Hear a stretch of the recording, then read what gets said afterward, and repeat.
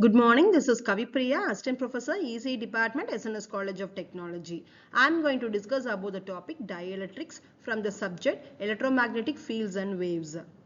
Before starting with the discussion, let's recall about the topic which we have discussed last, which is nothing but it is an electric potential. Electric potential is a work done in moving a point from any location to the prescribed location. The unit for electric potential is volt. And this is a topic for today's discussion. I am going to discuss about the introduction to dielectrics and what happens to a dielectric material when it is subjected to an electric field.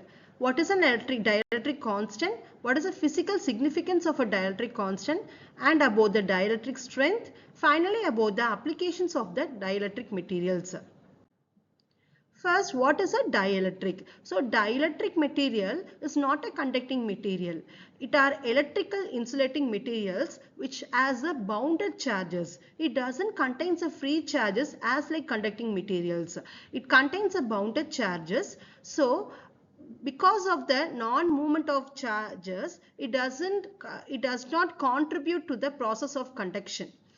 But when the dielectric material is subjected to an electric field, the charges becomes polarized, which means that positive and negative charges will be separated by a distances. Example for this dielectric materials are glass, mica, rubber, etc. It is most widely used in the capacitors for storing the electrical energy. What happens to a dielectric material when it is being get subjected to an electric field? So when it is being get subjected to an electric field, a polarization process occurs, which means that in case of polarization, the positive and negative charges will be separated. It will be rearranged. The charges inside the atoms will get rearranged. So this internal electric field, which in turn reduces the dielectric property of a material.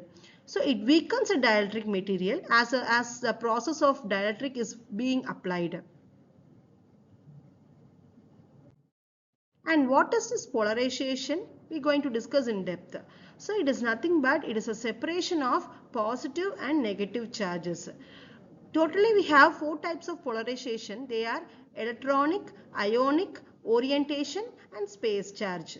So the polarization depends on the field strength and frequency.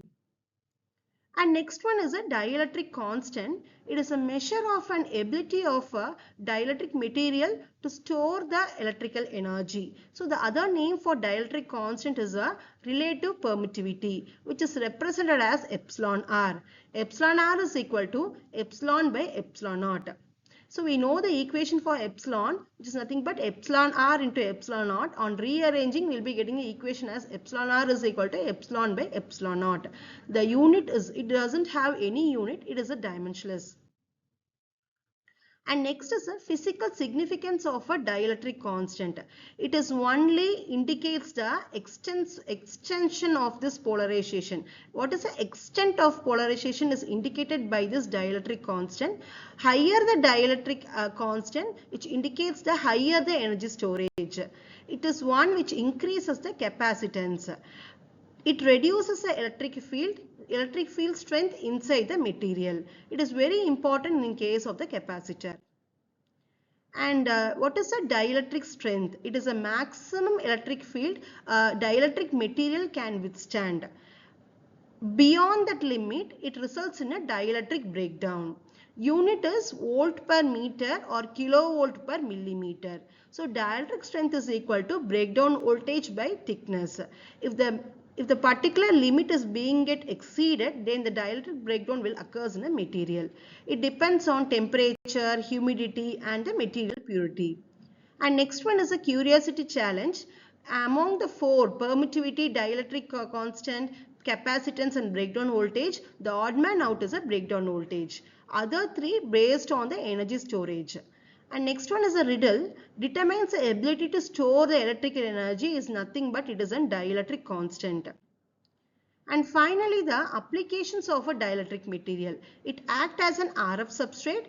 It is being used in the sensors and transducers. It is act as an important material for this IC fabrication, and it is being used in capacitors to indicate this energy storage, and it is being used in the cables as well as.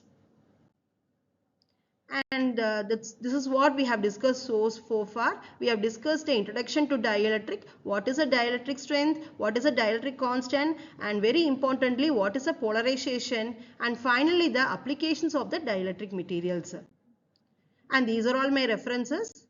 And finally the assessment. First one, as the thickness of a dielectric material increases, its dielectric strength remains the same. The ratio of electric field intensity in vacuum to the electric field intensity in dielectric is nothing but it is a dielectric constant. Thank you all.